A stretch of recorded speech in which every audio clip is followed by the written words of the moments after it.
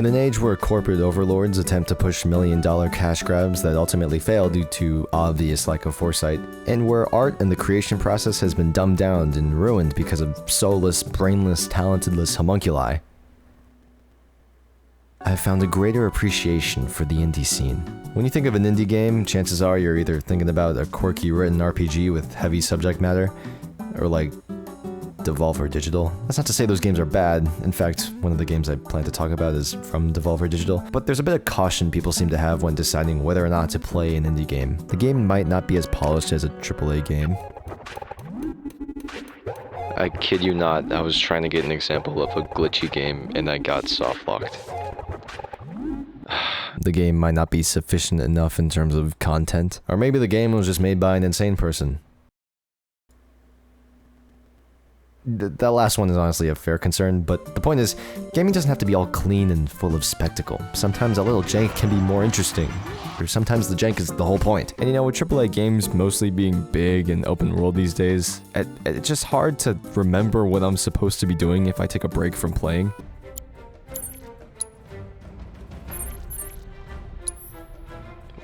What?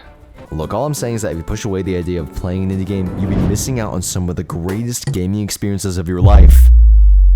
But fear not! I've played many an indie game myself, and I have a few that I would love to yap about if you'd be so kind as to let me. So, without further ado, my list! Oh. Maybe I should have a bigger list.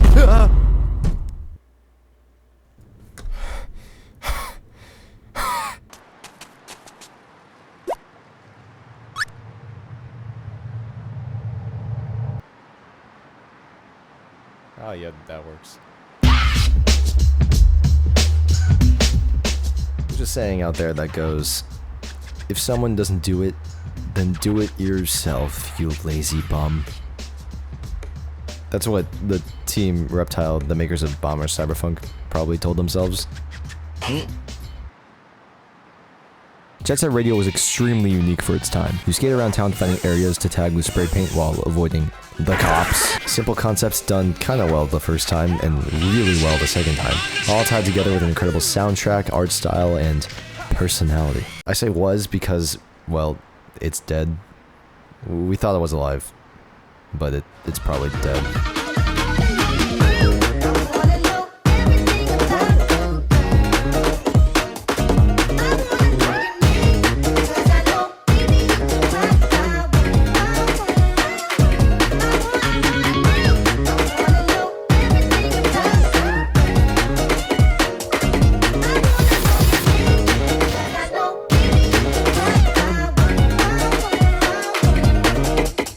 Bomber Cyberfunk is basically Jet Set Radio, but better. Cyberfunk continues where Jet Set Radio left off in terms of mechanics. Instead of just roller skating, now we have different modes of sport to fit your personality. The tagging has been made much more satisfying with you being able to choose which art you want to put on the wall using the joystick. Or you could just go,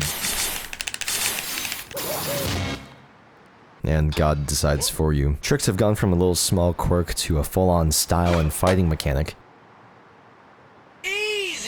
So now instead of going, yeah, you can go, wow, whoa, look at me move, look at me shmee. This game is full of personality and just gives you everything you need to express that personality. I mean, just look at all this. It's exactly like Jet Set Radio. The art style, the polygonic characters. Polygonal. I meant to say polygonal. Even the way their idle stance is just dancing. Like, they don't stop moving. There isn't a single lacking element in this game. It's all style, all substance. I could just spend hours riding around doing nothing but never-ending lines of tricks. The environments are so vast and full of different types of space.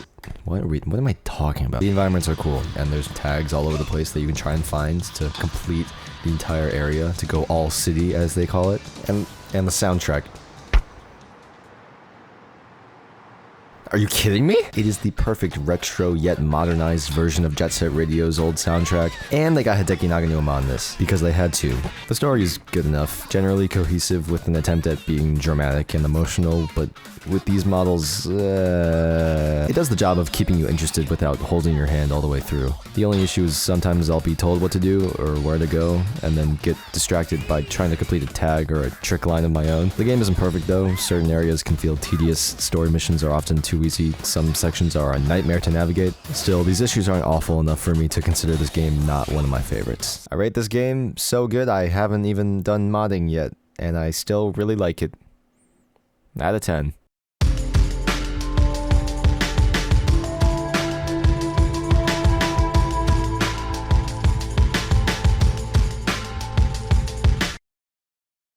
You wake up crash-landed on a new planet, only with a revolver and boots to help you traverse the ruins you created, and eventually you reach the surface to see a massive open area filled with clouds and floating islands, and after a little bit of time you get your hoverboard and you realize, yeah, it's that type of game. I say after a little bit of time, but I really mean like 1 minute. This game is nothing but mindless fun.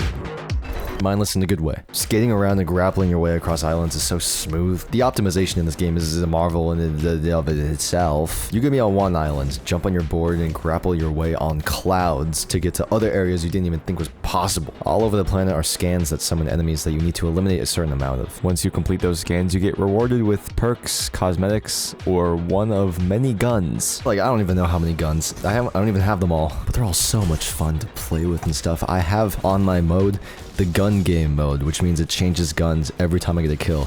So I just play with every single type of gun anytime. The movement is fast, almost too fast sometimes. There will be many moments when I overjump or overslide and just miss wherever I'm trying to get to. In big open areas, it can be awesome and feel like, but then in the smaller sections or the indoor areas, it's more like, okay, just get. Gunplay is snappy and satisfying. I probably could have played the whole game with just the revolver if I wanted to, but instead the game throws every single type of gun at you when you beat certain scan areas. There's gun upgrades, power upgrades, general perks, funny hats. I have a perk that turns my bullets into paintballs. Isn't that fun? The game isn't terribly difficult. I think I'm playing on the hardest difficulty. I don't remember. But sometimes you'll get a challenge that's like, the floor is lava, you cannot touch the floor. If you touch the floor, you die. So it's challenging, but very satisfying when you finally beat the one that you're trying to, beat a lot. Man, I can't talk. This game will have you thinking you're the gaming goat of all time, and then out of nowhere just spawn the most giant random enemy that you've never seen before. It's just a giant mech. Like, what am I supposed to do? There's a story here, but it's only told through text boxes with characters I don't even remember. Alright. Not world-breaking, but simple enough that I had fun during the time I'd had with it, and I 100% it. Out of 10.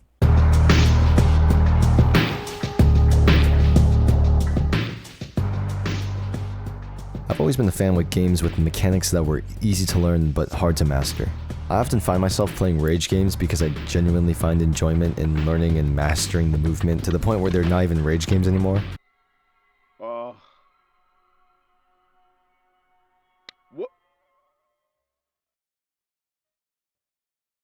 Woo! White Knuckle is a climbing roguelike where you and your little grabbers climb up a substructure filled with otherworldly creatures and monsters that wished for nothing but your demise. No!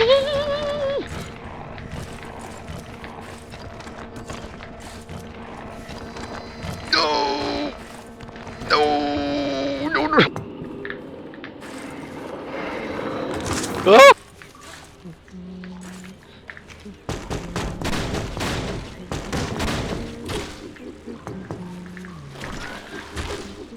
Gosh, frickin'. Or just to rage bait you. Mechanically, the game is very simple. Right click is your right hand, left click is your left. You can grab onto most ledges, and you automatically pull yourself up when you do. Your hands fatigue if you hold on for too long, so you'll have to take your time to recover after you make a certain climb. The game teaches you patience this way, since you might end up falling if your hands get too fatigued. There are many items that you can use to help your journey, including the essential hammer that you start with, which you're not going to want to lose. Oh. I didn't mean to push that. This game is super fun. Just mastering climbing is fun in itself, in and of itself, but if you're getting high enough, you start to unlock perks that make you even faster, stronger, and more agile. But even without perks, just the climbing and the movement, the jumping, the swinging, it's all so meticulously crafted to be as satisfying as possible. Before I got the game, I got the demo, which is like 1/3 of the game, by the way, so get it now. And there's no perks in that one, but yet I still played it for... How long did I play it for? 10 hours! I played the demo for 10 hours! It's not even the full game! You're constantly on edge though, because of the dwellers and the different sections you climb. Woohoo! Oh my gosh.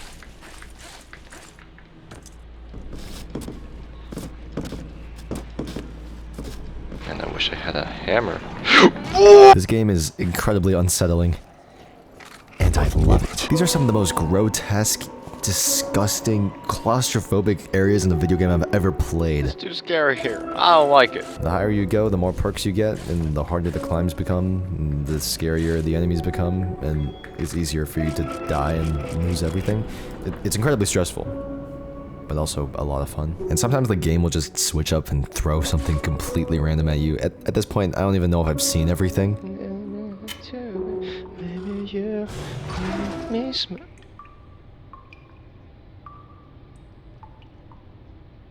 This is different. I've never seen this. Surviving a terrifying encounter with an otherworldly being just gives you the biggest hit of dopamine and just makes you want to climb even more. And then failing just makes me want to play again. But again, I'm a freak who likes rage games, so it might be different for you. Again, there's a story here, but frankly, I couldn't really care. Not because the story is bad, it's actually pretty interesting, but I just don't like focusing on story if it's not the main focus of the game itself. Ah!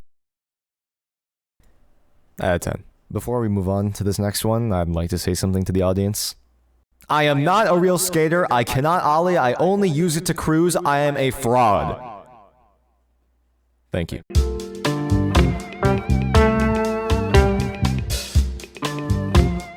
I'm about to read you the tagline for this game. You are a demon made of glass and pain, and you must skate. Is that not crazy? The whole concept of this entire game is literally laid out for you in this perfect sentence. This whole game stems from skating, skating culture, skating mindset, skating life.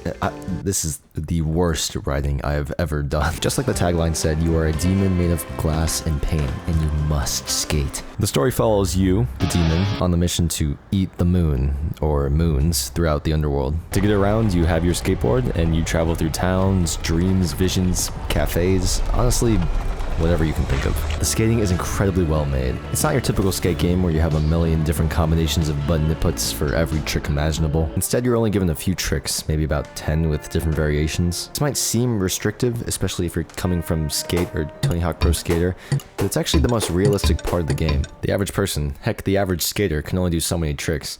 Most skaters can hardly grind a rail. Listen to me like I know what I'm talking about. If I say everything with full confidence, then no one will ever know that I actually don't know anything about what I'm talking about ever. Except for actual skaters, but none of them watch my videos. They're all more active and social and actually go outside. You know, because they skate. Man, I am super good at what I do. And my videos are made in such a reasonable amount of time. But the fact that you can only do so many tricks just adds to the feeling of being a real street skater in an incredibly unusual world. The environments, the characters, the scenery, it's all put together so carefully. You can tell these worlds came from an inspired place.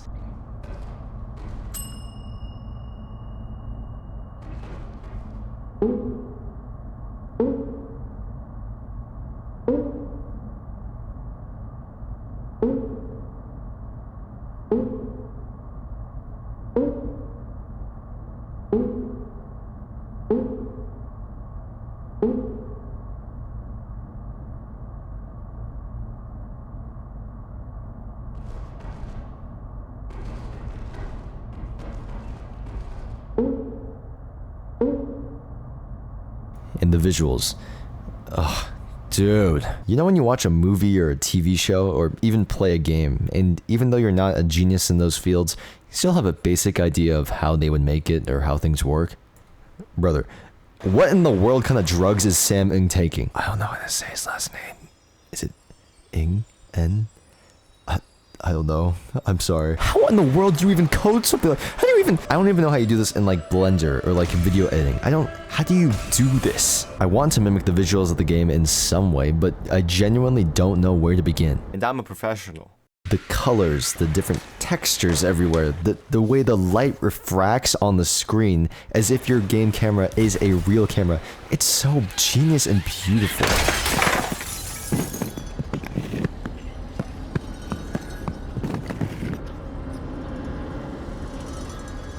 Like, look at this. Do you see how much detail is in everything? Like, bro, please, play the game. Play the game. This game has maybe, and I don't say this lightly, my favorite visuals of any game I've ever played. And probably one of my favorite worlds as well. And then along with the visuals, the sound design. The sound of your board scraping across a ledge.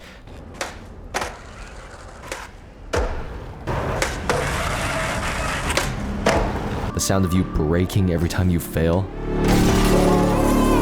And the music, oh my god. The music is partially done by an artist named Blood Cultures. I believe they're a band, who I've never heard of before playing this. But I am a complete fan. It's psychedelic, but also very chill. It's dreadful feeling, but also hopeful. It's grungy and ugly, but also insanely beautiful. I know based off of my amazing musical analysis, you'd think I'm a big music guy.